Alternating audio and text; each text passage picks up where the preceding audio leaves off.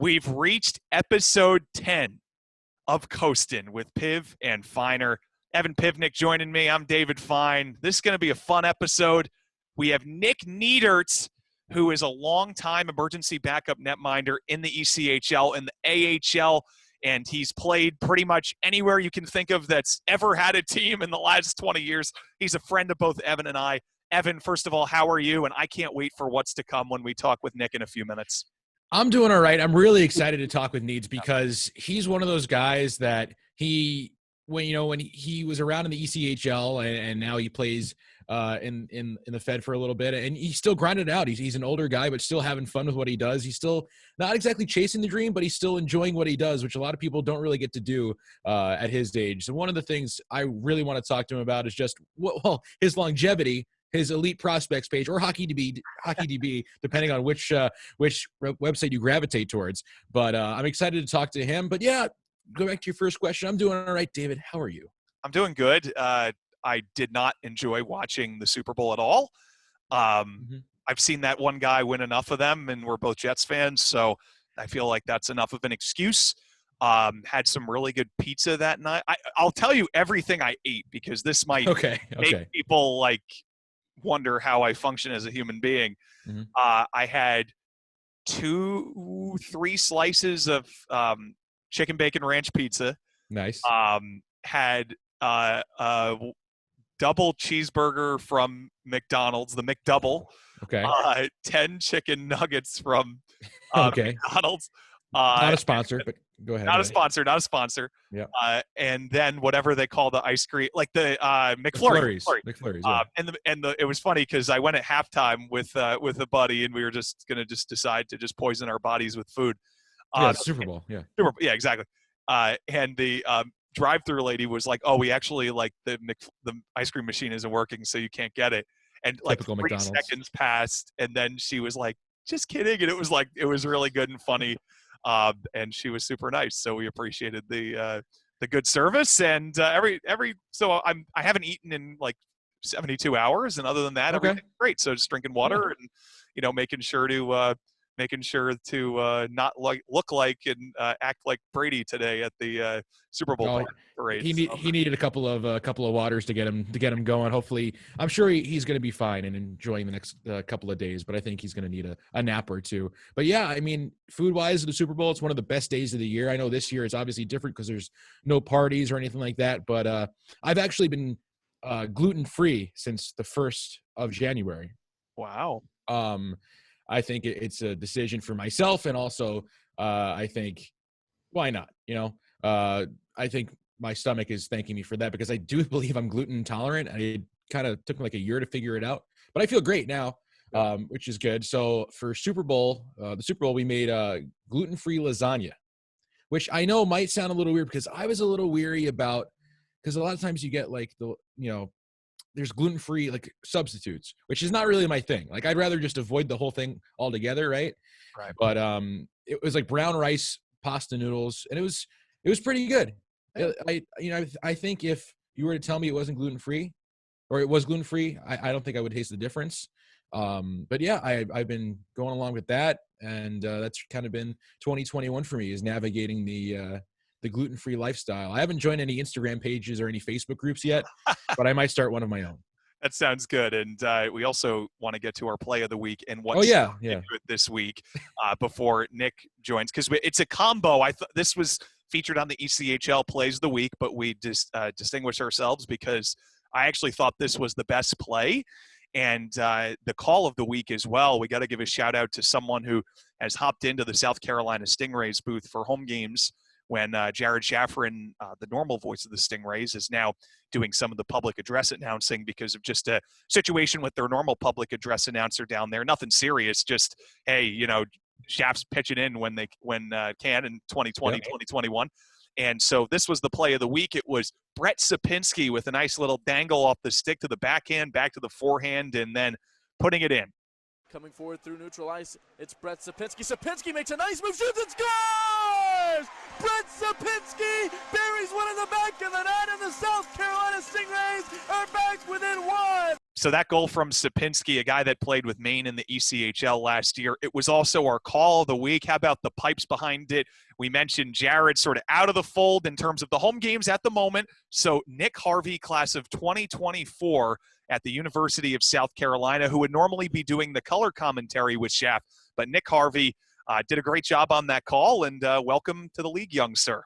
Yeah, it's awesome when a guy gets an opportunity like that, and it's been such a strange season. We're starting to see opportunities for different people in different circumstances. But hey, to get an opportunity in the ECHL while you're still in school, I mean, that's awesome. And he, took the ball and ran with it. So congratulations to him. Hopefully we get to hear him a little bit more in the near future. But Schaff, I hope you do get your job back soon for your sake, and hopefully Nick doesn't come up and take your job. Let's see. He didn't. I don't know if they've seen the tweet out there because I just did it like a minute ago. But rumor out there is at Nick Harvey PXP might be featured on Coastin this week. # Wally Pip. So I've already put that out there. He sounded good. I mean, I think back to when I was in college, man. Like I didn't know what I was doing play-by-play. You had a lot more experience on air than I did because that doesn't mean it was good. Well, but I'm saying, you got a job in the coast out of college. You were pretty darn good. But like, I didn't do hockey play-by-play for a pro game on air play-by-play in college. I made a bunch of tapes up at the War Memorial in Syracuse, but it was tapes. And in fact, the first Syracuse Crunch game I got a chance to do play-by-play for, despite, interning there for 4 years, was actually this past weekend. I had a great time. It was really fun. And sort of like a, homecoming for me. So that was actually really special for me this weekend because in college, Lucas, who's now their play-by-play guy, Robert Bocci, Caleb Lamb, some names from the past, Johnny Wincott, Evan Stockton, those were the guys doing the games, and I had to sort of grind to get there. So I'm really happy when someone gets a chance and sounds really good to get their name out there in the first place. People notice. We noticed this week. That call was on the ECHL Plays of the Week, and the boys are watching it in the room, and, other people around hockey are watching it. So I'm really happy for Nick that he got featured. It's awesome. Yeah, it's awesome. And Lucas, shout out to Lucas Favalli, by the way, because if he didn't get the job in Syracuse, I wouldn't have gotten the job in Adirondack. That's right. That's funny how those things work. We do have a guest joining us here in the waiting room. We'll let him in. Joining us now on the Coastin Podcast, episode 10, is a very special guest. You may know him from his extensive Elite Prospects page or Hockey DB page. You may have seen him on a bench in your local arena or at his hockey shop in Connecticut. It is the great Nick Niedert. Needs, what's going on, man? Thanks for joining us. Same old. How the heck are you guys? Great. Absolutely great. I'm so happy you're joining us. Like, we have this extended list in each of our heads of people we need to have on, and I got to say, it was Evan that was like, we should have Needs on. That was on Evan's magical imaginary notes list that he has. You are always in here, Needs. Perfect. Rent free. Don't worry about it. Perfect. I'm glad I could be somewhere. Jeez. Yeah. So we talked a little bit before we started, and people could see your background here. You're in a hockey shop right now, and I mentioned that in the intro to you in Connecticut. What's been going on with you as of late? Same old. Obviously with a lot of uncertainty going on playing. I was property of Watertown in the Federal League, and we got started 2 weeks ago, and that had a lot of media attention, I guess you would say, with us getting shut down. But been working here quite a bit, pretty much every day since we got back to work here in May. We were shut down, obviously, with March. Halfway through March, all of April, and then half of May, and then been here ever since. Got a couple chances to go back to Iowa, if I'm not mistaken. Yeah, I did. It was awesome. It was the longest I was home since I was 15 years old. I was home for 2 months. So fortunately, my parents left all of the yard work and things that I did not do since '98. So it's accumulated over time. I got to build a couple sidewalks. I got to redo a retaining wall, redo the sod in the yard. There was busy days, and it was snowing a lot of those days when I was laying sidewalk. But other than that, it was a lot of fun being home. That's for sure.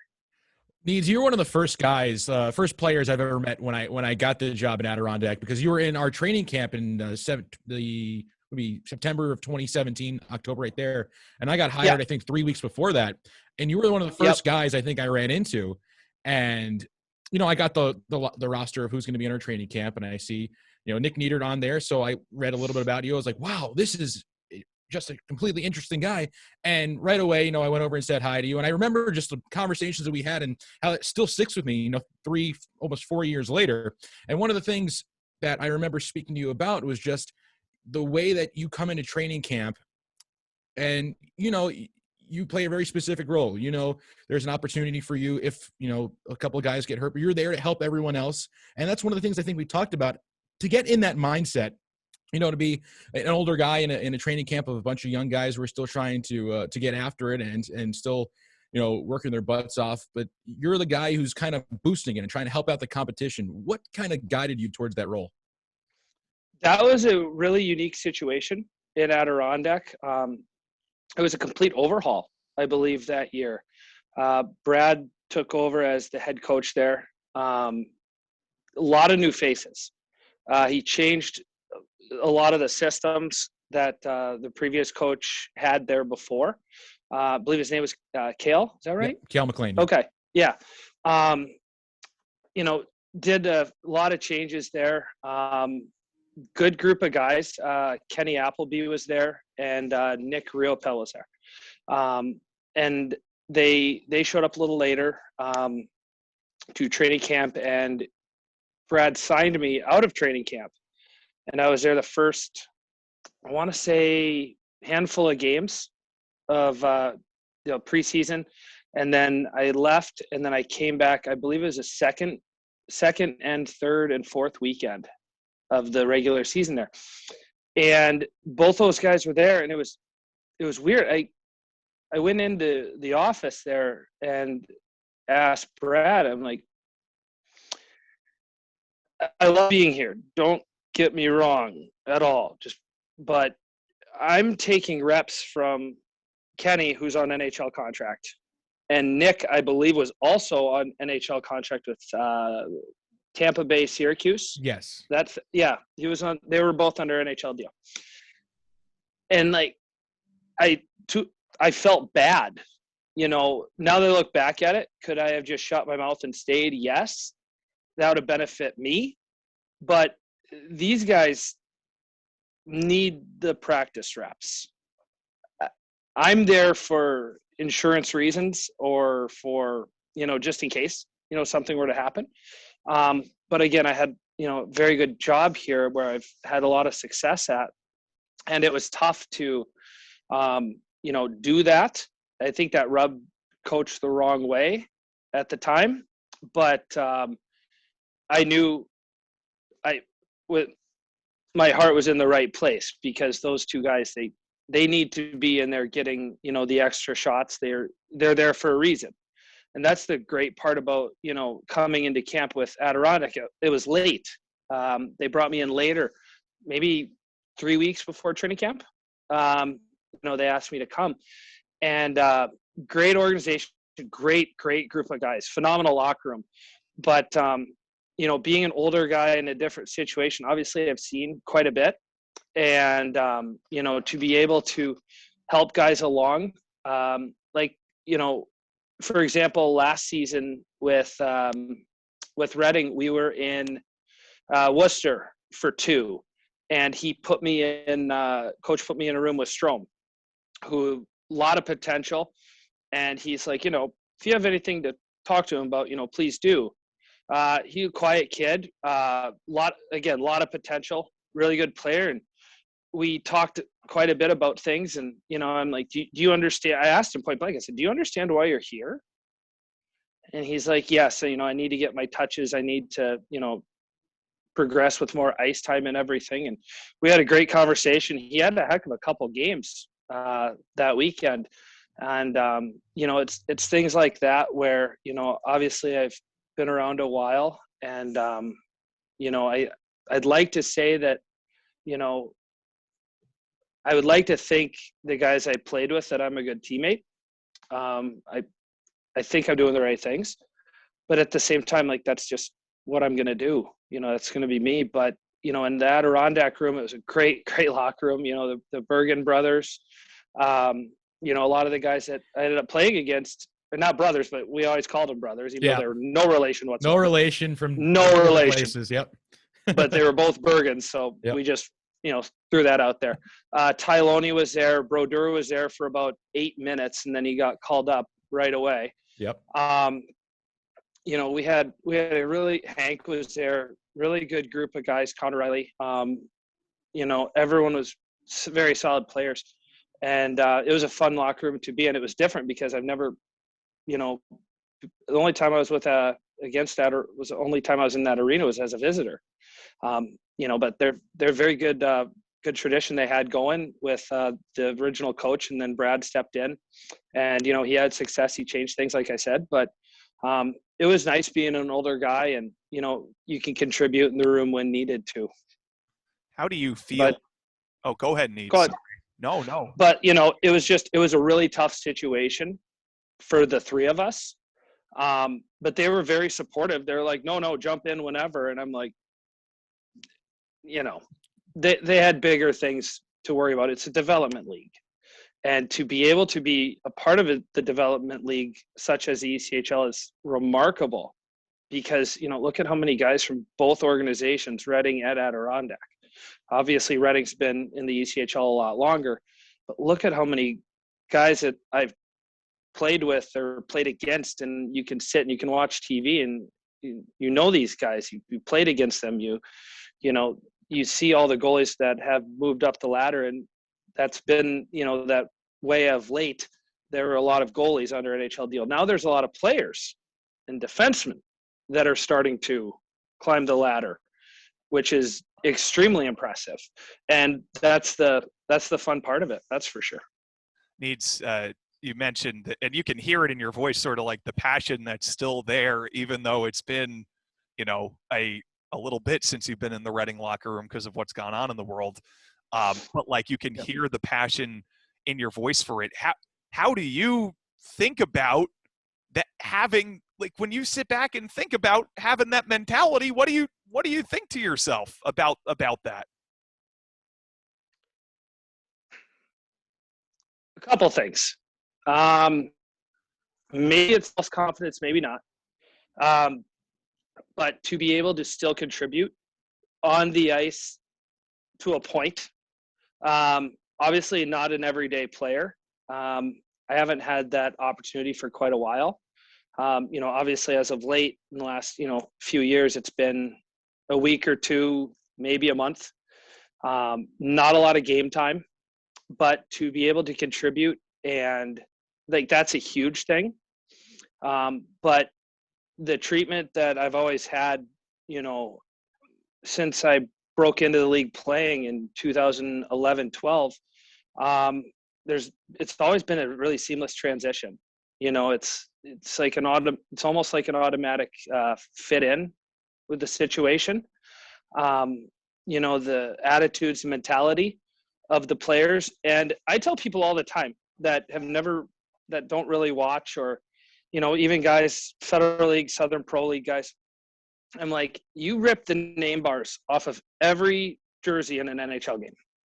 Okay, put players in the NHL setting, fans, the whole nine. You rip the name bars off and you just have numbers on there. There's a handful of guys on every ECHL roster that could play in a game, and you would not be able to pick them out as the worst player on the ice at the end of it. If I went to either of you at the end of the game and said, hey, what number was that guy who plays in the ECHL? Like, what? Over half the American League can play a game in the NHL, and you wouldn't notice, maybe 3/4. But there's so much talent that's around in the minors right now. And there's a lot of guys that, like Kenny, for example, in Adirondack. Like, if he was in any other organization, where, he could have gotten up there a little quicker. Phil Grubauer played most of a year in the Coastin Reading. The year later, look what he's doing now. Look at all these guys that are, and they didn't get significantly better over time. they were always that talented. There's just something missing. Like Usti, for example, he's in a lot of other organizations. He's not playing the ECHL. Like, he's not. We both know that. Like, and his teammates know it. The coaching staff knows it. Very good goalie. But it's definitely different, you know, how talented the game is now. The ECHL now compared to when I first was in the lineup. I think it was 07-08 with Gwinnett.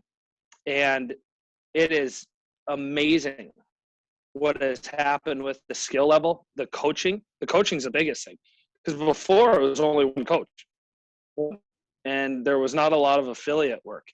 I didn't really see a lot of affiliate work until I was with Wheeling in 11-12, where people from Pittsburgh would be coming down and working on things. And now, I mean, look at last year, for example, in Reading. I wasn't with you guys in Adirondack. That was the year before. Not with you guys. But Reading only. You have your. Yeah, that's right. Reading. That's fine. Reading. But, you know, you saw Brady there a lot.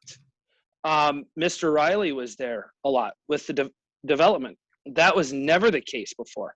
Now there's every NHL team, you have 3 clubs. You have your top, you have your good, better, best.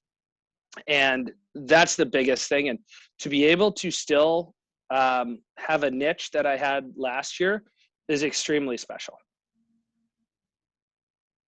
So obviously now the time has come where you get to like kind of reflect a little bit on your career because you haven't been able to be in a locker room for a little bit.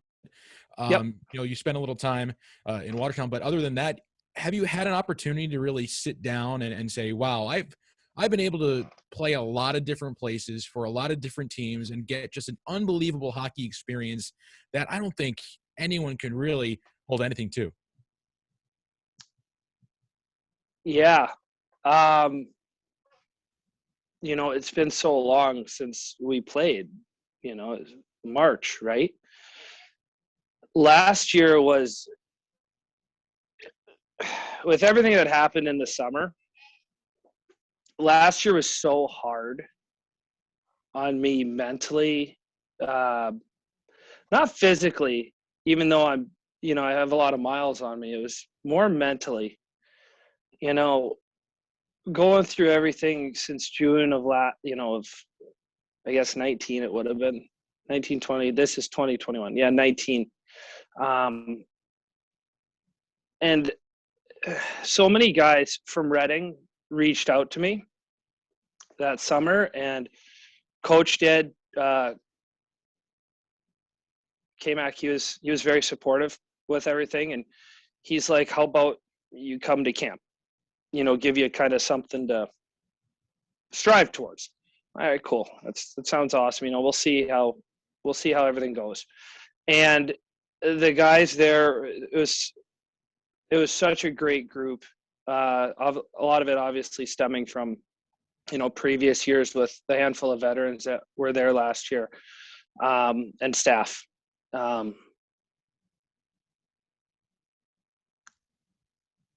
They were so supportive, right? And it was an unbelievable time going to camp, coming up, you know, the exhibition games against Adirondack, where, by the way, game 1 of exhibition, I did not see that coming. That got out. I was sitting there like, this is what it used to be, guys. This is what it used to be. This is fine. This is okay. This is like a Tuesday night game back then. This is no problem. Yeah. Guys were like, what is going on out here? I'm like, this is normal. Just go play. Just go play. I remember the refs will police it. Don't worry. You'll be fine.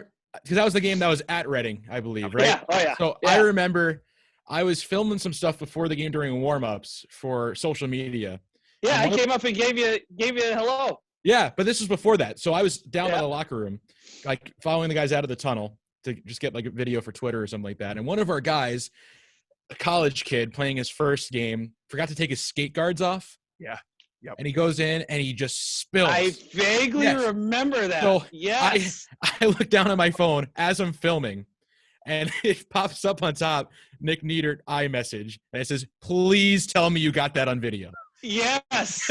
I was like, because I knew you were there and I hadn't seen you yet. I'm sure I'll see him at some point. It's just, please tell me you got that on video. I was like, I think I did. But I think I might have sent it, but I knew I had it. But I was like, oh, Needs is here. And then I think I went back up and you came over. But I remember that game. That was – it's got to be a kind of an open eyes experience for some of those younger guys. Yeah. Right at a training camp. Absolutely. Plus, you're waiting for it too because – playing in training camp for a week, playing against the same guys. It's your first time. Exactly. First time against another set of eyes. Yep. And there's a lot of built-up aggression. Nearly. So, yeah. Felt like it might be bench clearing at some point, but just a good old line brawl to start it off. Oh, my God. That was – couple of high hits. It was bench clearing because technically one player in the past did jump off the bench. Yeah. Like Garrett Mitchell. So it is your fault. Yep. Yeah, we have Garrett out there. 500 plus AHL games, NHL game, out there fighting, just leading by example. I loved it. Oh my! I ran down to the room afterwards and I looked at him and he's like, "Both of us didn't think this was going to happen." And I go, "Absolutely not. I'm happy it did." I remember. I'm happy it did. I'll tell this about it because again, there's like a technically a bench clearing, line brawl, 5v5. 5 guys all hanging out on the ice together. And I thought there was going to be a goalie fight. I forget. Usti didn't know what was going on. Usti did not want to fight. Kirill Ustimenko did not want to fight, that's fair. Who was the other goalie? I think it was Eamon. Eamon was in goal. Yeah, I looked down, Eamon right on the crossbar. Hanging out here. That's exactly it. Yeah, we're all set. He told me he would only fight at home if there was a situation. I think I asked him, I was like, why didn't you go? He's like, it's preseason. If I'm going to do that, I'm going to do it. I'm going to do it at home. Saying that. Because, I can see him saying that. Yeah, because Eamon's definitely a guy who gets fired up all the time, and I'm surprised he really hasn't, gone toe to toe with someone at center ice because I feel like that's something he would do. But he told me he would save it for home. But yeah, again, I remember seeing everyone was kind of like Fort Wayne or Toledo. Yeah, Fort Wayne or Toledo. Those are good ones too. Yeah, I just remember seeing seeing Axe just on the goalpost like this, like just wasting. Usti's like trying to hand the ref the puck, like he didn't know what was going on. Yeah. I went down to the room afterwards because I'll keep the person's name out of it, but somebody wouldn't ask someone about the community appearance in 3 days or something. And I was just like, F it, I'll do it. And I went down there and I quickly realized like I am going to turn around very quickly and leave because it was just, it was like, we're going up to Adirondack the next day. There's a bunch. We're playing with like 7 skaters at the end of the game. Like, it was nuts. And I was like, I am turning around and I am leaving as quickly as possible. You probably heard me yell at K-Mac, I'm in the lineup tomorrow. I probably did. I was only in there for in the 30 lineup seconds. tomorrow. I turned around as quickly as possible and just got out of there. I'm like, the community appearance question can wait. Like that can wait. Needs. Speaking of in the lineup tomorrow, we got to talk about another classic Adirondack Thunder versus Royal Reading matchup. A few years ago. Hold on, I got to cut you off. Okay, cut me off. I got to finish my answer from before. Sorry.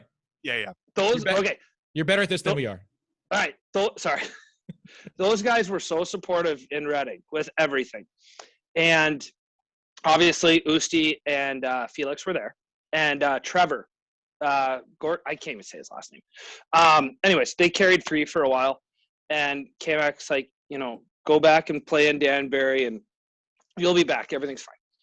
And I came back and it was so hard. It was so hard. It wasn't because of where I was. I think it was so hard because I missed where I was, which, I get it. I don't really belong at that level. But at the same time, it was like, I was not happy playing here. I was playing here for all the wrong reasons. Like all of the wrong reasons in Danbury. And I had one of my friends back home passed and I went home for a funeral. I found that out like right before a game. I played. It didn't go well, obviously. It was the first time in my career I missed games during a season. I went home and then the team here made like 12 or 13 transactions and new team. And, they went 500 the next 4 games. And then all of a sudden I didn't dress and I was the outside looking in. I got healthy like 12 or 13 games in a row. I got healthy scratch the first time in my career. And I had all the guys like from there, like texting me like, are you hurt? Like, what's going on? Like, why aren't you playing? Like, the teams are winning now, or I don't know what it was. And then I got to keep coming back to Reading. I did that a handful of times, and that really rejuvenated me. But the guys there were very supportive, and the coaching staff and everything, and that kind of kept me going. But like the reflection part, obviously we haven't been playing since March, and I thought about it for the first time. I think it was a little closer to now. It's just around Christmas or so, and I wasn't playing. You see I'm putting up Christmas holiday decorations here at the store, and I'm like, this is kind of weird. It's cold. Like, I'm not going to the rink in the morning. I don't know what's going on with, the Federal League with Watertown. Like, I don't really know what's happening, for the season. And that's when I'd stay around Christmas. I flew home for Christmas, and I didn't fly. I drove. Safer that way, of course. Why would you take a two-hour flight? It's way better to take an 18-hour drive in the wintertime. Of course. Through the north. That's a great idea. Yeah. I started thinking about it then when I was home at Christmas. And to be honest with you, it was like, okay, if I'm done playing hockey, that was pretty cool. Like, that was really neat what I got to do.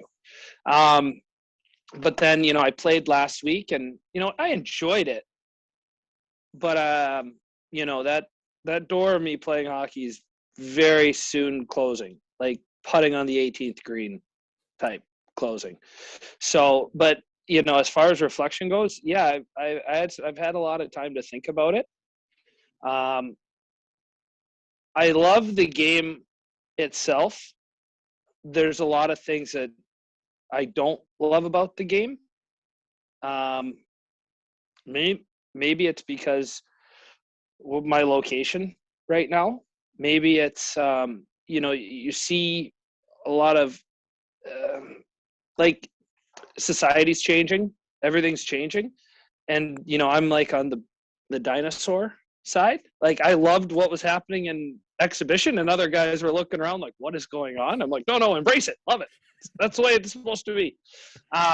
Which, not just that, but, it's a different, everything's going differently. And maybe it's time for me to, be done with it, if that makes any sense. Physically, can I do it still? Maybe. But mentally, do I think I can do it again? I don't think so.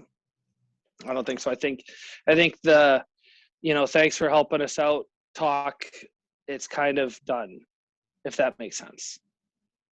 You know what I mean? Yeah, it totally is. And, there's only so many times you could have the same conversations with the same people, I think, too, in a sense. Maybe, yeah. But but again, like every time that I went to, last year when I went to Reading, it was like I was rejuvenated again. Yeah. And, David could hear me in the office on the ice. I'm sure, like, through 5 cement walls. Like, we had a blast. And to be involved, like, there's always a player that's new, that's on the outside looking in, and it takes a little while to get brought in. You know what I mean? But there last year, it was perfect. And it wasn't that way here. So the difference was, that was the hardest part. That's what mentally, I think, kind of sent me on the other side.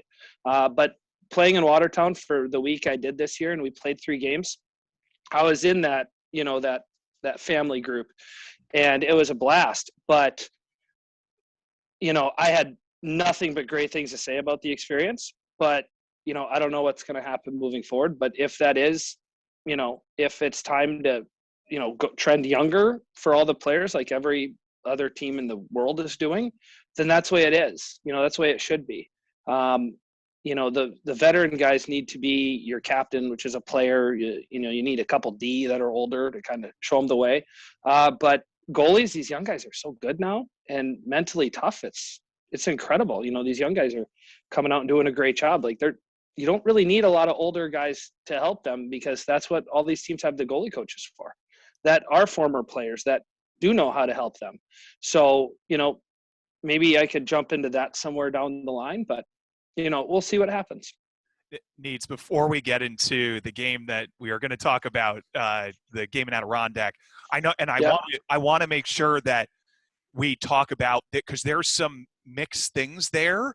And what mixed things in terms of what you were alluding to with the story about that summer and then you coming to camp the next year. So I want to make sure that that's not lost in here, because not everything's just in a 1 or 2 day vacuum there.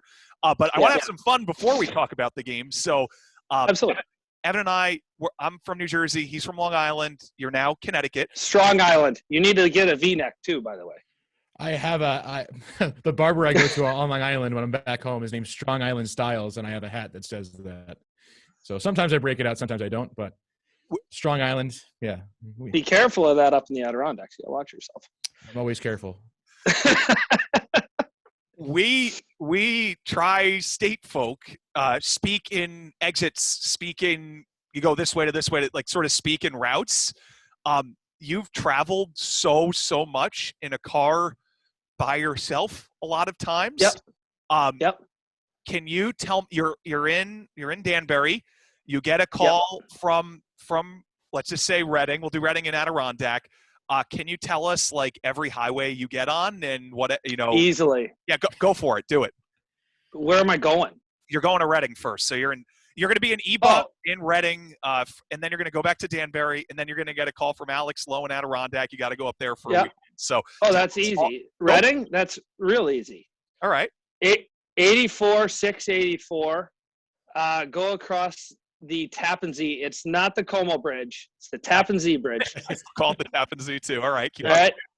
278, 78. You get off in Amish country, 422 or 222. I've been there 1,000 times and I still don't know which one's which, but I know which exit to get off. You look over to the right in Allentown, you see the big Ferris wheel that's never moved in 15 years. Yeah, the Chernobyl Ferris wheel. That's right. The Chernobyl. Come around, go straight. If you want to go to the apartments, you get off the exit before the baseball field, but you just go straight. You'll run into the Sovereign Center. That's amazing. Okay, so now you've driven back. You made a tip of the slung in there, which because it is 287, not 278, but that's because it's 287 to 78, and I'm not going to hold you to that. I still give you a 100%. I'm disappointed. Disappointed. I wouldn't be disappointed in yourself, because that's an easy mistake. Okay, so now you're back in Danbury, and you're there for a few days. You're working in the shop, hanging out. Now you get a text from Adirondack. You got to be up there for the weekend. So tell us what roads you're getting on to get up from this. I feel like this one's easier. 84 and then the thruway. There you go. Yeah, that's nothing. Yeah. That's easy. And then you arrive at the Queensberry Hotel. Yep. Exactly. So you have to go through a roundabout, and nobody knows. Those that roundabouts have been there forever, and to see just pandemonium in those things, it's incredible. Yeah. Your head is on a swivel at all times. It's insane. So to watch the bus do it, though, it's even better. It's crazy. That's why the guys usually, when they get out exit 18 on the Northway, they'll cut around and go through the back sometimes, which 100%. The elite bus drivers do that. Some of them, the new guys, they don't know that. I want to ask you about the Queensberry Hotel. Elmira, we always did the roundabout. Yeah. Always did the roundabouts. I got to ask you about the Queensberry Hotel because you stayed there obviously a lot during your time in either being with Reading or being with the Thunder during training camp. And there are a lot of reports that some spooky things go on at the Queensberry Hotel. A lot of people talk about this. Actually, one of the people who are up, in the higher tiers of one of the teams in the ECHL during the league meetings said to me last time we were able to go to league meetings in Vegas, they said, "Hey, Piv, is there any other host hotel you can stay at?" I said, "No, why?" He goes, "Our guys are scared of staying at the Queensberry."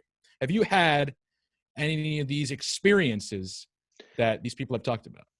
You have to remember, I've played in the minors for 16 years.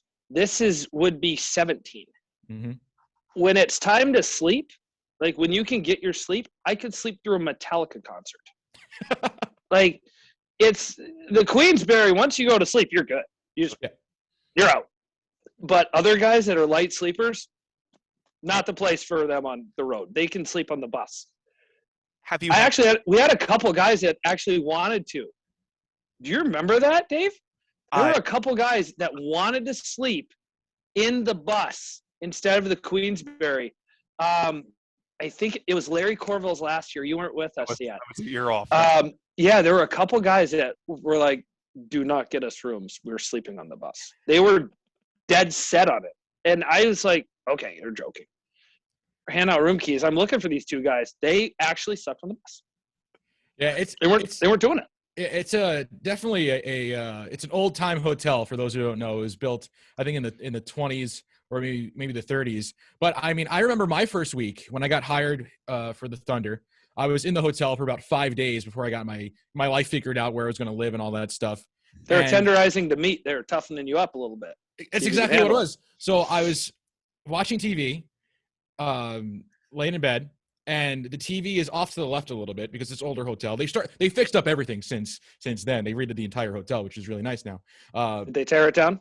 No, it's all nice. And they did fix up everything. Okay, Nick. They're a sponsor of the Adirondack Thunder, my employer. So take that. I loved it, though. Yeah, they had ice cream at pregame dinner. Yeah, they did. Right. Yeah. So the TV's off to the side. K-Mac loved it. I'm watching the TV, and the closet door has like a mirror on it. Yes. And it's right next to this desk. So I see out of the corner of my eye, like the thing move a little bit. I didn't think anything of it. I was like, okay, whatever. 5 seconds later, door flies open, hits the desk chair. Unbelievable. First day in Glens Falls for me. Cool. Did you go back day 2? Yeah. I loved it. Then you could handle it. Yeah. It was like an adrenaline rush for me. I was like, bring it on, ghosts. But again, you should see some of the towns I played in, and you're worried about the Queensbury? You ever been to Beloit, Wisconsin? That's a minor league baseball town. As a kid, yes. Beloit Blades. That's their youth hockey program. Oh my goodness. We played against them. My Queensbury. Yeah, but I've stayed in some beauty hotels. Any ghosts? So Queensbury. Asheville, North Carolina. 2 guys, a guy in each bed, the normal road hotel. Both of them wouldn't say a bad word if their mouth was full of it. Anyways, they're both laying in bed in the middle of the night, and their TV kept turning on. They unplugged it, and we saw this on one of those paranormal site whatever shows that they have on one of the A&E or whatever the heck it was. Both guys were laying in bed. They unplugged it. We're laying there. Their TV turned on again, went up in the air, and it smashed down in the middle of the 2 beds. And both the guys witnessed this? Yes. Same story, same everything. Wow. Jeez. That's quite the experience for those guys. I hope they didn't deter them from the rest of their traveling. Out of their rooms screaming, like banging on every door. My roommate had to shake me to wake me up. I was like, that's and it was incredible. The guy, like, you see 20 players, and I can't remember who the heck our coach was. He's just screaming at us down the hallway, what's wrong? And these 2 guys, you could tell, if you looked at them, you'd be like, they're not lying. They're being serious. Like, this is bad. We walked into the room. Coach is arguing with them in his underwear with the front desk. We're not paying that security deposit. No, that's not happening. Well, the TV looked like it was like from Howard Johnson's 1988. Like, we're good. The thing probably cost $8. And yeah, it got picked up and spiked right in the middle of their room. So I was like, well, why don't you just put TV on mute and just let it sit? Like, nothing would have happened. They angered it. You're not supposed to unplug it. No. You're in the ghost room. You're a guest. Exactly. Yeah. Battle adversity. We with Reddick, I have the sink kept on turning on. I really don't know whether I was a little bit spooked by it, but it was also 3 a.m. So as Kirk McDonald pointed out to me, did you really turn the sink completely off? And my answer to him is, I really don't remember, but the sink kind of was on a lot, like really, really hard, like more than any normal person would turn it to the point of overflowing. But I caught it like 10 seconds after it started. So maybe it's just the pipes. So I'm not going to say I have a true story. The pipes. It's an old place again. So I'm going to say that's not a true ghost story. Pat Weller, God bless him, Hershey Bears assistant coach. He's the best. He's the best. One of the greatest human beings on the planet. And I can't imagine him and Garrett Mitchell like being together on a consistent basis because that's just amazing to think about. But anyway, so Wellesley and I at the Queensberry, we roomed together my first year in Reading, and Wellesley just an absolute beauty. And we had the room in the Queensberry called the Glen Room. It was on the second floor there. And the Glen Room, it was like not shaped correctly is the best way to say it. Kind of like a weird, not rectangle, like almost like a trapezoid, like 5 points to the room. It's just an old room. And he walked in and said, like, we can't stay here in this room, in this hotel. Like it gave him an aura, and we switched rooms, if I remember correctly. Like walked down, we're like, we got a bad room. And like, I think they asked us at 3 a.m, like, what's wrong with it? There's just something, something's wrong. It's not clean or whatever. And we switched the room. So that is, man, the Asheville story cannot be beaten. That's the probably. Oh, it's incredible. That's the best one. But like the Queensberry has its demons, so to speak. Is someone calling you there, Needs? Is there a call to the store? Did you just not make a sale? Hey, man, we closed we're good.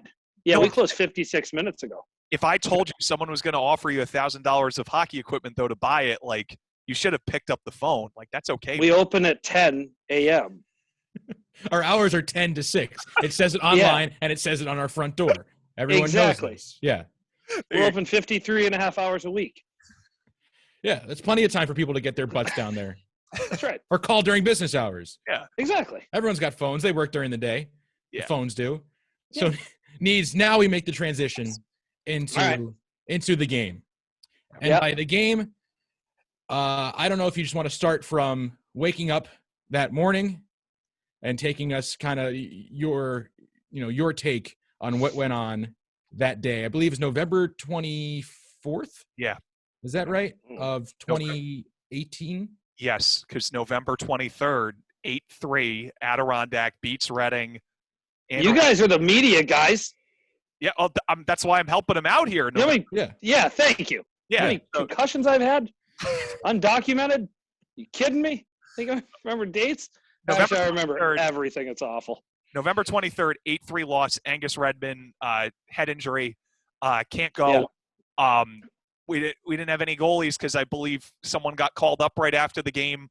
And Kirk. No, before the game. All right, so take the story. It was day of, yeah. Evan, it was Friday. It was Black Friday. Mm-hmm. And Mike called me late. Well, late for a call to go play or dress. Come in like 1:30, between 1:30 and 2. And I'm like, there's no chance in hell I'm going to get there in time. It's Black Friday. Now, like, did you know at this point where I drive? There's no way. Did you know at this point? No, that was Friday. Or to dress. Okay. All right. Yeah, I was just going to dress. Okay. And then I was going to dress the next day in Adirondack. Yeah. I'm like, there's no chance in hell. Like, I can make it. Because think about it. Like, I'm driving by White Plains. And, no, I'm driving through these towns where it's like, there's going to be traffic everywhere. Like, there's not a chance I'll make it by game time. Let alone, like, for the first period, maybe. Because it takes roughly 3.5 to get there. And that's with good traffic. So, like, there's not a chance. It's like, okay, well, can you do tomorrow? I'm like, that's fine, no problem. So I started watching the box score because we're open until 7 on Fridays. So I'm cleaning up and watching the box score, and it was 1, and then another, then another, then another. And I'm like, I'm playing tomorrow. I knew it. I knew it then.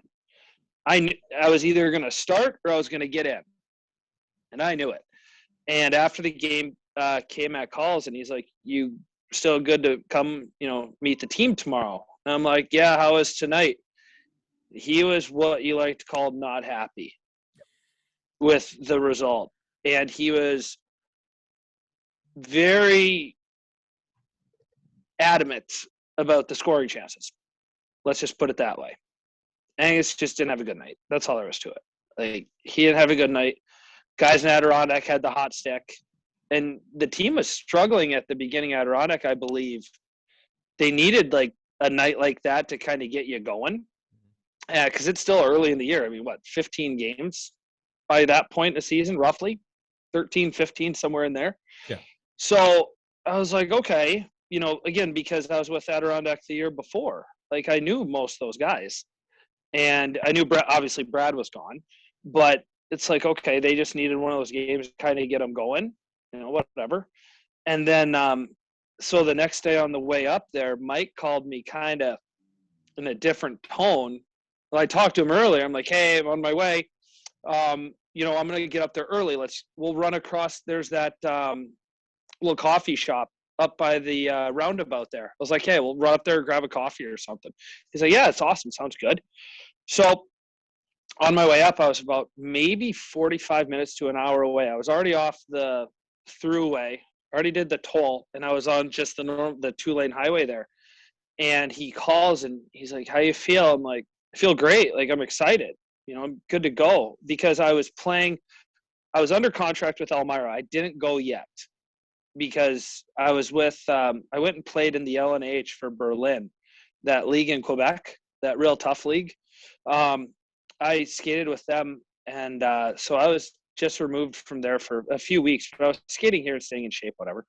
And I'm like, I feel fine. Why? I feel good. And he's like, well, you're going tonight. I go, what happened?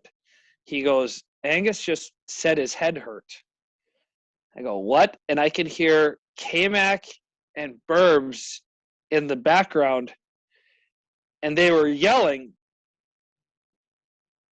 not at each other, but with each other, I guess would be the best way to explain it. They were both not impressed, but they were just having a conversation between the two. And I was like, tell him to calm down. I'm ready. And I hung up the phone. I was like, tell coach to calm down. I'm good. We're good. And I hung up.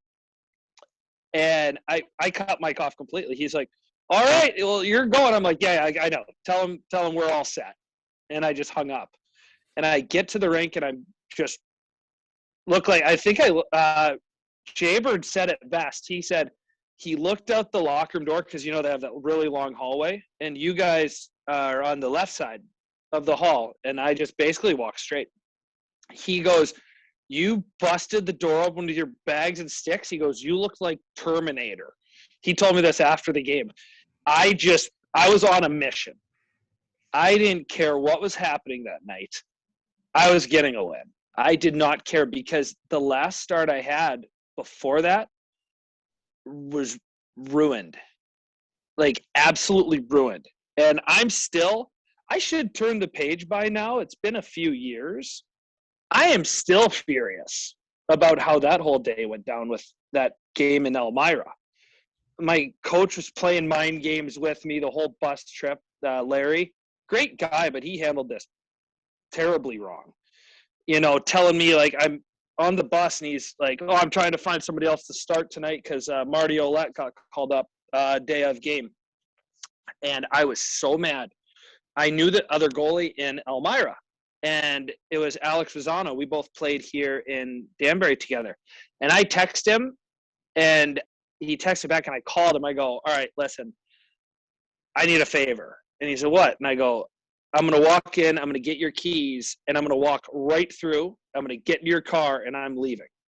He's like, what are you talking about? I'm like, I'm supposed to be playing tonight, but coach is playing these games, and it's pissing me off. He's telling me who he's calling to come in to start. And I've been in Reading for the last, 4 weeks, practicing every day. Like, what are you doing? I'll be fine. And Yannick Tifu actually saved the whole thing. He was our captain that year. And, we had a situation years prior to where I had this talk with Yannick. And I was like, don't worry, everything's going to be fine. When the first time I played in Reading in 12-13, I'm like, hey, don't worry, we'll be fine. We're going to get through this. We were terrible at the start of the year, and he was sitting by himself at a table in Wheeling eating dinner after a game, and I walked over. I'm like, "Hey, you good?" And he's like, "No, we're struggling. We're struggling." I'm like, "Trust me, tomorrow's a new day. We're gonna be fine." Then we had that glorious hurricane party that the team still talks about, and that was a turning point of the year. They won the Kelly Cup that year. But he heard me on the phone, and he was in the bunk just across the hall, and he opened my curtain. He's like, "Stick with it. We're gonna be fine." And I had a lot of choice words, and I was very vocal to him, quietly though, so nobody else could hear. And he knew how mad I was, and I didn't have a good game. Like, I didn't play well at all until before I went on the ice in the third, and he grabbed me, and he's like, we need 20 minutes out of you, like, challenged me. And he had a great night. I think he had like 5 points or something. And we got the win, but it was ruined, right? Like, I was happy we won. The guys were happy, but it was tainted completely. And I know my age, like, I'm going to have very few starts left, if ever, in the ECHL. And I prayed for it. I hoped for it. And I finally was going to get it. And it was in Adirondack against the team that cut me the year before. No, but wait, at the same time though, I dressed in the playoffs for Adirondack that year, the year prior to. Yeah. So I didn't have, it wasn't. Did you back up Drew? No. Or was it Mackenzie? Mac, yeah. Mackenzie. Yeah, we lost 2-0 empty net. I don't count them. 1-0. Turcotte scored that weird goal from behind the net. Yep. Remember the puck that bounced off the boards, and I still don't know how the heck that went in. But Mackenzie, yep, he can play. He can play. He's one of the best goalies I've seen in this, when playing in the ECHL. So in Adirondack, yes, playing yes, in ECHL. Yes, yeah, without question, yeah. So you need to be around as long as I have. I'll tell you some good goalies. No, just kidding. From my experience, I know I don't have the no, definitely no. resume. In the last couple of years, yes, without question, he is. So it was against Adirondack, and I love playing at Adirondack, like, as a visitor, because it like kind of brings it back to home for me. Small arena. It feels like a snake pit. It's hostile. And I knew there was going to be a good crowd. Saturday night in Adirondack, and it's Thanksgiving weekend. Like, you can only hang out with your family at home so long. Like, you need something to do. Mm-hmm. You have some beers and you go get rowdy at the game. Perfect. Yeah. And I think with Reading, we were up there Thanksgiving weekend, like a year or 2 years before that. So, it was going to be awesome. It was cold. It was a normal gray day in northern New York. It was just, it couldn't have been put on a tee better. The ice is great. The atmosphere is unbelievable. It's like I said, it's a hostile environment, and that's what I needed. Like, I needed that. And it was a road game. I don't think, and I told somebody else this, I don't think the results would have been as good with a game in Reading. No offense to the Reading people or fans or anything, but a home game's different. It's a lot more fun playing on the road as a goalie and as a player. I'm sure coaches hate it, but as a road team, you don't get the last change. You just go out and play. Yes. Coach just sends guys out and you just go play. And that's the best part. Like, you all get to the rink at the same time. You're all doing everything together. You're eating together. But when I walked in, I was ready to go. I walked in to drop my bags. I yelled at Jaybird for touching my gear because I said, "I'll unpack it. I hate when you do that. I'm going to go talk to coach. Don't touch anything." Of course, after I come back, everything is in pristine, perfect spot. So stubborn. Anyways, like, I can do it. Like, what? He's stubborn. E was there, saw Burbs, ran into coach's office, said hi, and I was like, this is what's going to happen. I'm going to give us a chance to win in a third, and we'll figure it out by then. Sign my paperwork. I go, "How are the D? Are they good? Do I need to do anything crazy?" He said, "On a penalty kill and a power play," told me a couple things. I'm like, "Good enough for me." And I just walked out. And Marcoux told me after, he goes, "We knew we were winning." He's like, "You were just all right, that's it. Leave me alone. We're fine. Can you believe, Evan, a media guy like Dave would come try to talk to me before the game? He did. Finer. 3 seconds. 3 seconds, but I did. Do you want to know what you asked me? I know what I asked you. I know what you asked me. Said you played a couple games for Carolina last year. How's it feel to get a start in the ECHL again? I'm like, it's going to be Saturday night. It's a good crowd. It's going to be fun. Did you interview him? No, he just asked me. All I asked. No, he was just coming in. Okay. No, he was just dropping off media things. Okay. You know the pamphlet, the pregame pamphlet? Yeah, the pamphlet. He did absolutely nothing wrong, but I almost hit him with the garbage can. You could have. Yeah. No, I needed. No, I was so relaxed, but I was ready to go, and there were no nerves. Yep. There was no nerves. I wasn't nervous at all. So I was nervous, excited. I was an excited nervous. Yeah, it wasn't ready to a go, nervous of like, sort of way. Yeah. It wasn't, like some games you're nervous because you're worried if you're gonna fail. I wasn't worried about that. I was worried. I was so excited, and the guys all walked in, and I knew all of them because I was just there 2 weeks prior to. It's like, yes, like a couple weeks prior to. You're right. And I knew the guys from before, the veteran guys, and I knew Frank for years because we skated together in the summers. Obviously played with the coaching staff, all of it, with Mike and Kirk. But it was easy transition, just seamless. Locker room talk, seamless. Everything was fine between periods. Chime in when need be. But the guys, that's the thing that a lot of people from the outside looking in don't understand. Kirk's not one of those coaches that just says, go out there and stop the puck. There's more to just playing than just stopping the puck. There's certain things that you have to do, special teams. They're not ignorant. Coach McDonald's not ignorant. The guys are not ignorant players. They're not like looking around like, they could have just mailed in the 2 points, just called her a day. They got smoked the night before on the scoreboard. Like, they could have easily done that. But they're not an ignorant team. They weren't, there wasn't any side eye like, oh, look at this guy. What are we going to do here? You know what I mean? There was none of that. They're not an ignorant coach team. They're not ignorant hockey players. They're like one of the guys, Crusher, he gave me a rough time.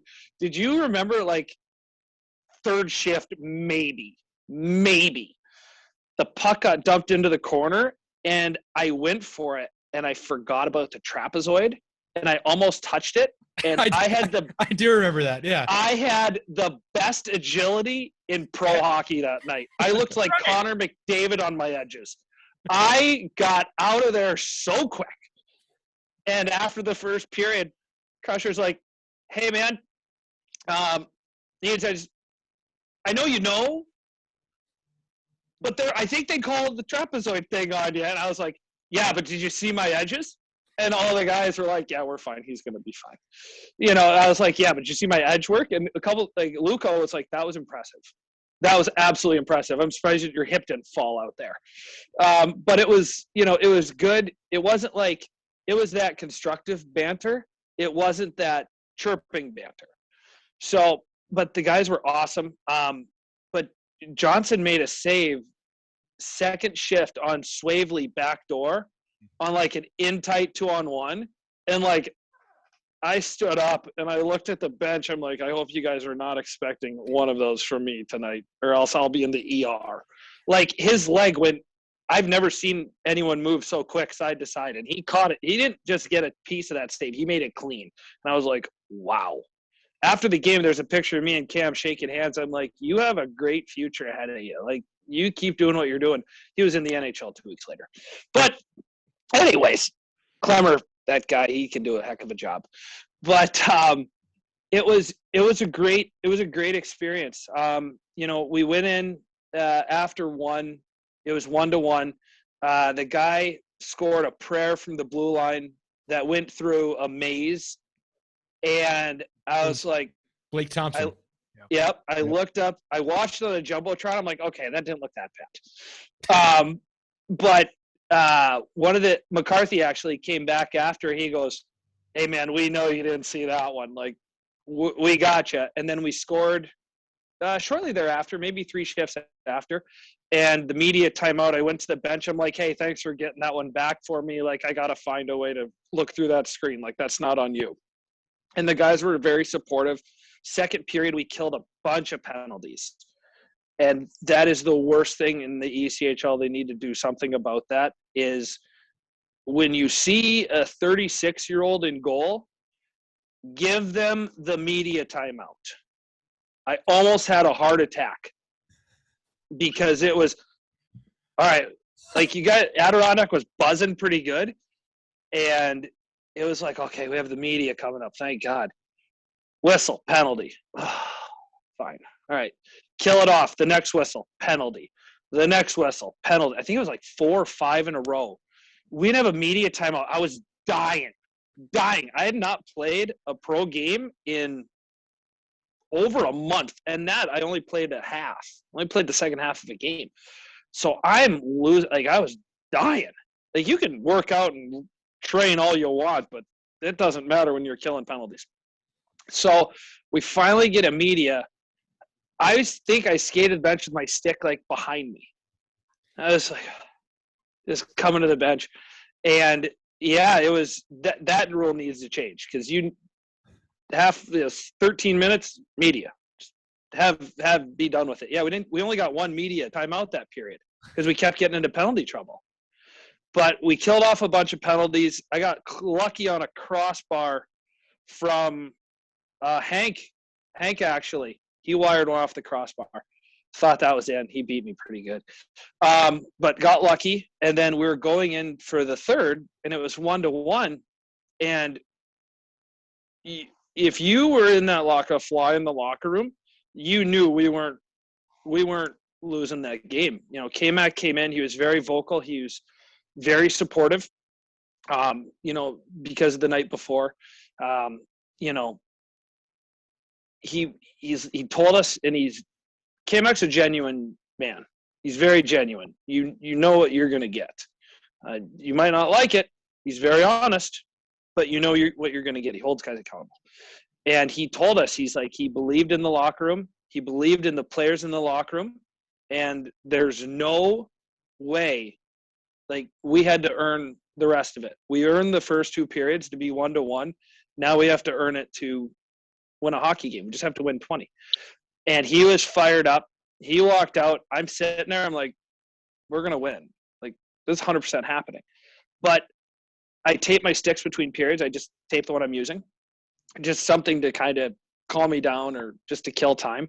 And I went to stand up, and my legs were like Mike Tyson fists after like a good 12-rounder.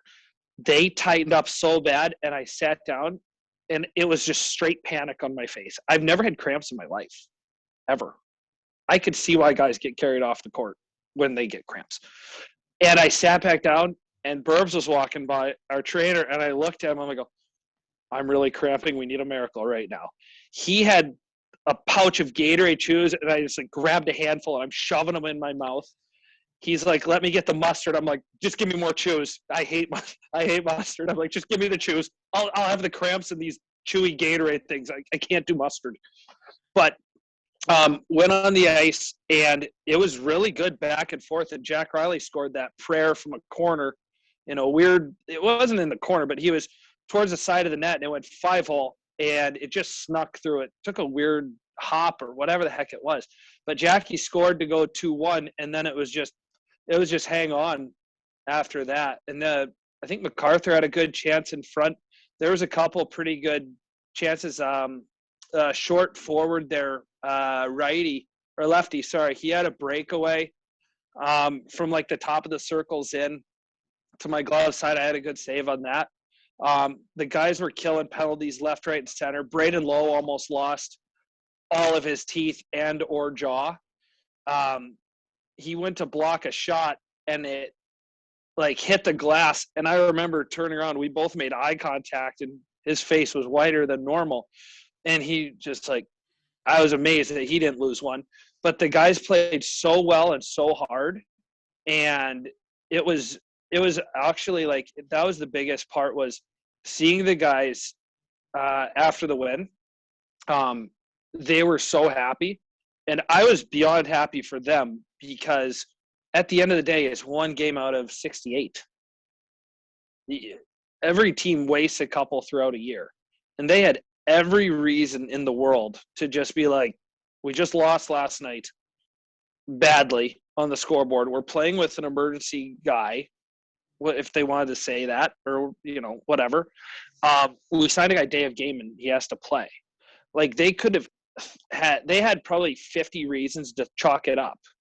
And Adirondack could have thought, the hell with it, it's point night. This guy was with us last year, didn't get a sniff. Like, we're going to have a field day. But both teams played hard. There was a lot after the whistles in the first. Second, not so much. We were killing penalties the whole damn thing. But the third, there was a lot of after the whistle. There was a lot of play after the whistle. And even before the whistles, like at faceoffs, it took a little while to drop pucks that night. So both teams were playing hard. And like I said, though, the Reading guys, I was so happy for them for what they overcome. It sucked the way it ended that season. You're gaining momentum. They got a goalie in at the end of the year, very good goalie. They didn't make playoffs, but no, it was just one of those, like, they had every reason in the world as an organization to just chalk it up. Like, yeah, we'll win. We'll just win one later in the year. But I told the guys after the game, they gave me, the hat or whatever, the jacket, the sleeveless jacket, the Rick Vaughn. And I told them, I'm like, listen, games are a lot easier to win now than they are. The first 20 games are a lot easier to win than the last 20.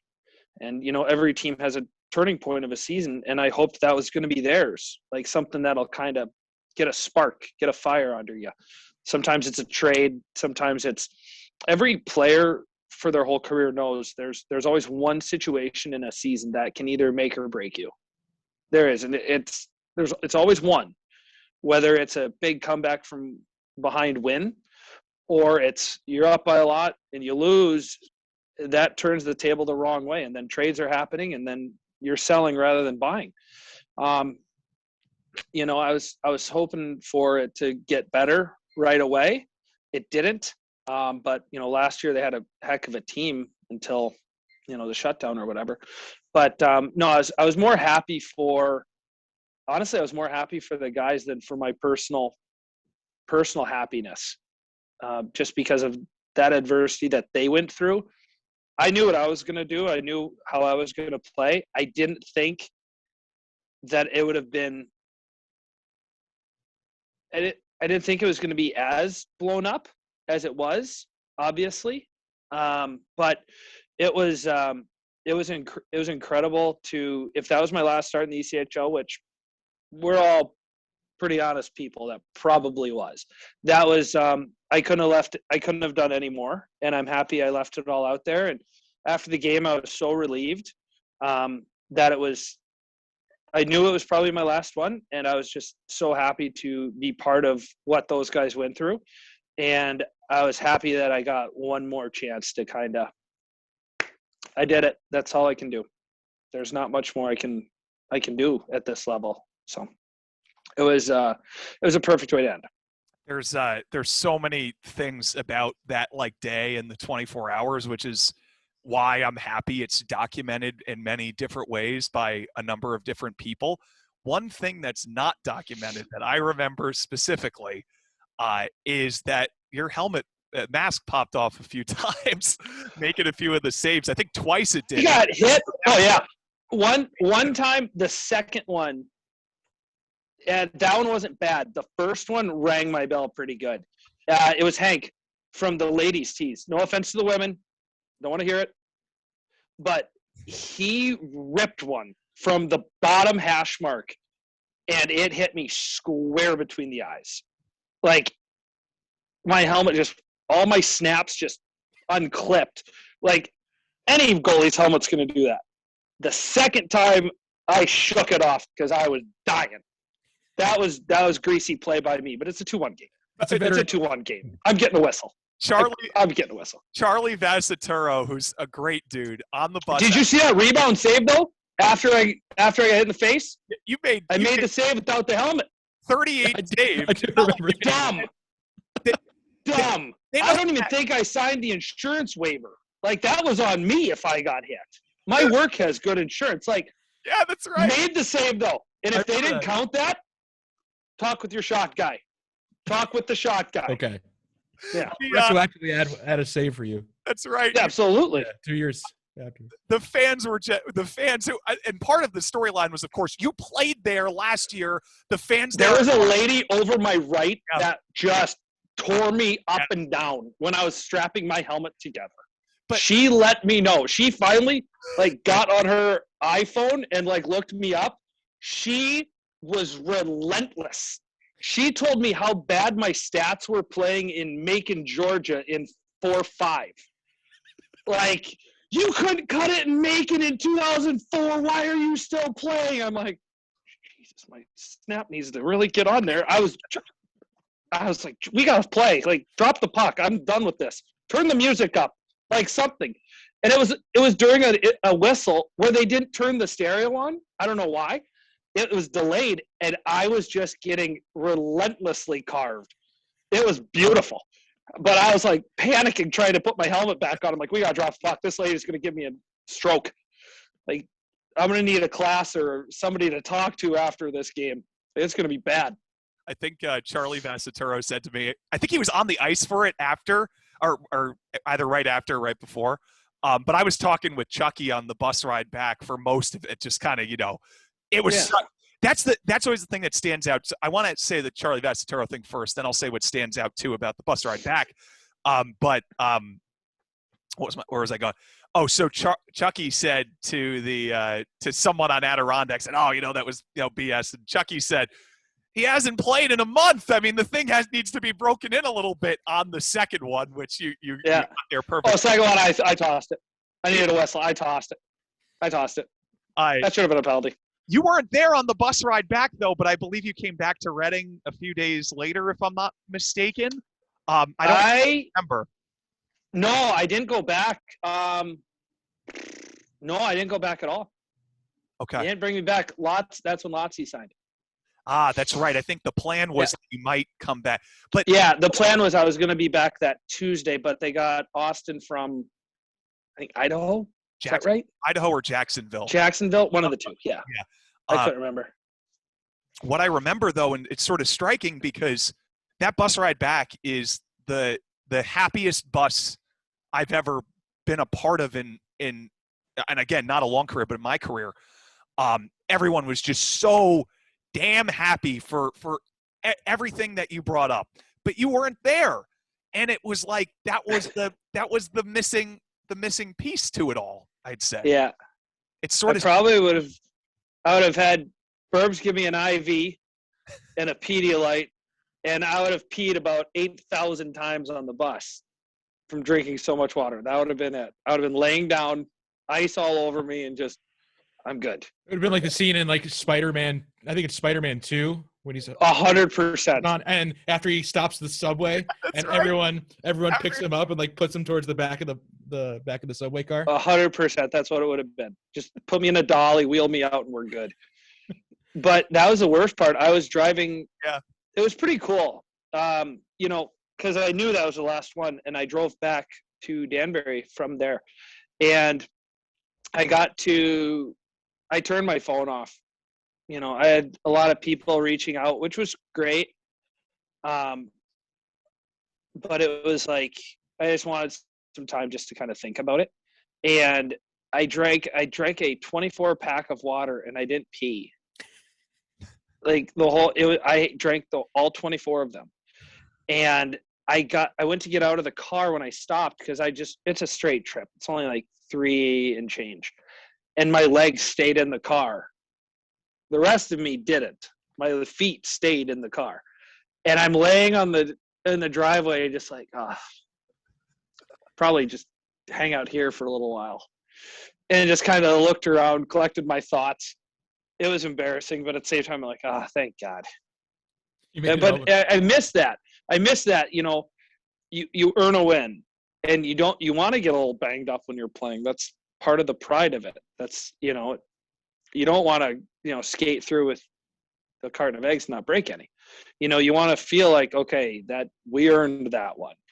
I definitely felt like I earned it. That's for sure. For 4 days. So when you saw David Ayers go into a game, was it last year with the Hurricanes? Yep. I mean, you had to be the guy applauding for him the most in that situation, huh? I didn't watch. No? Nope. Didn't watch. So, but when you heard about it, obviously, I'm sure. I heard about it. I was happy. Yeah. That's the tough thing with me. Not the NHL thing. Somebody got to play the NHL, and I never will. That didn't bother me. There's a lot of things. This is hard to answer without sounding like an absolute bad person. There's a lot of things that goes with the shield, the NHL shield. It shouldn't be taken for granted. It's definitely earned to be an NHL player. At the end of the day, there's going to be a lot of players that played in the NHL, but they're not NHL hockey players. There's a part of the game where, I hate seeing, they lost to a Zamboni driver.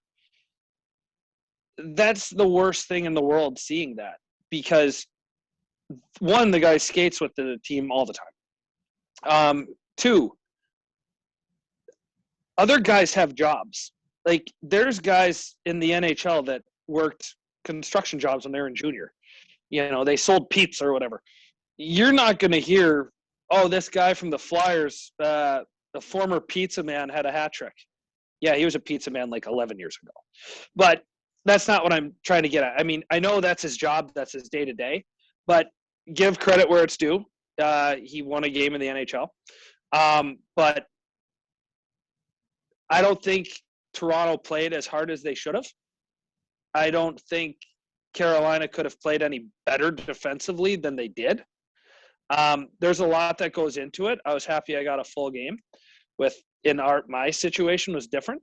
But it's tough for me to see that, because, I'm happy it went the way it did, because if it went the other way, I think the league would have to do something to change that rule.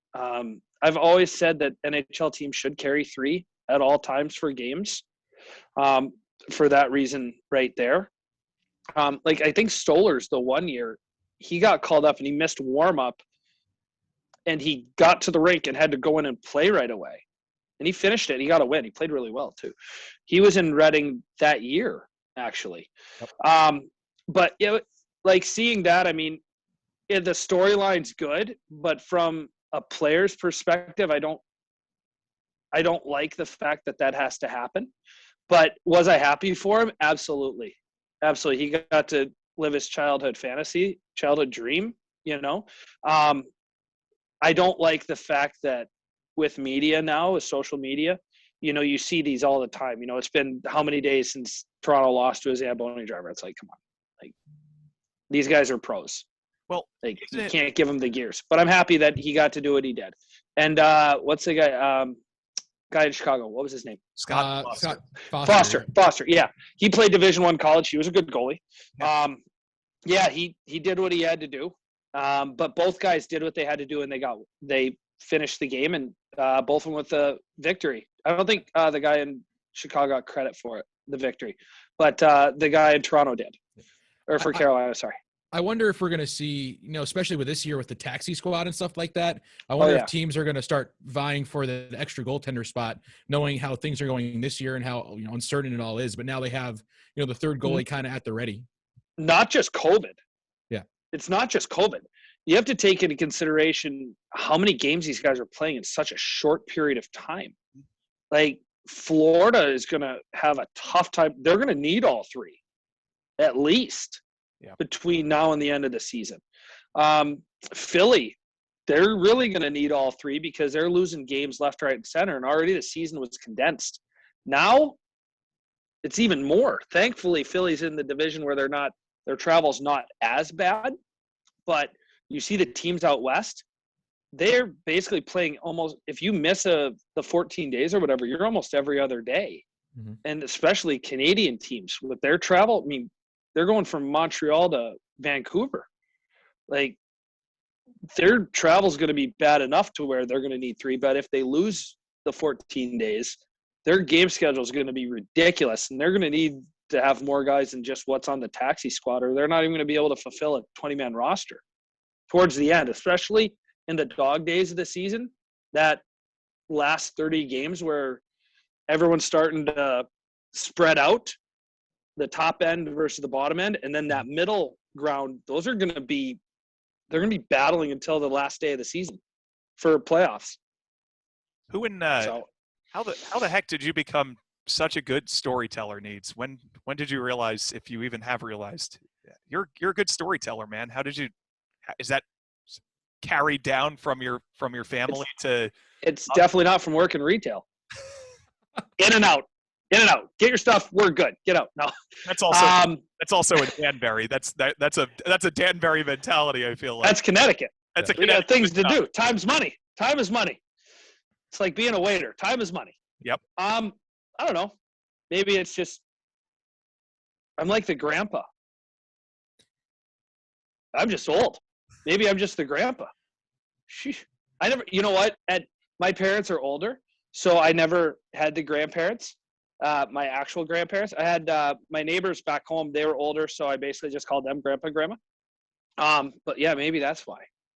I'm just doing the old thing. Who knows? Well, Needs, we're going to have you on another time for more story time with Nick Niedert. But for now, man, that was awesome. It was great spending some time with you, catching up. I'm glad you're doing well. Hopefully we get to maybe see you out on the ice again. I don't know if the door's fully closed, as you said before. But best luck with everything. Stay safe, man. And thanks again for doing this. Thank you so much for having me. I wish you guys were not having to do this right now. Wish you guys were getting ready for games and worrying about scouting reports. It's a tough time for everybody. So many players. I mean, the whole North Division,